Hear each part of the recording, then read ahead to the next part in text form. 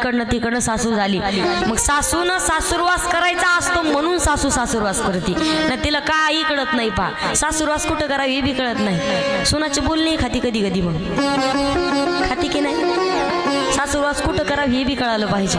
एखादी काम चुकल्याच्या नंतर ठीक आहे बोलणं, पण उगच सारखं तेल किती टाकलं, पाहुणे आले तुझ्या इकडचेच आले, काही भरून दिलं का, काय घेऊन आली काय नाही घेऊन आली, सारखं तोंड काय म्हणतात ना कुरकुर चालूच राहते, तोंड सारखं चालू राहतं. तसं जर असेल तर कोणत्या सुनाला तुमची माया येईल सांगा बरं?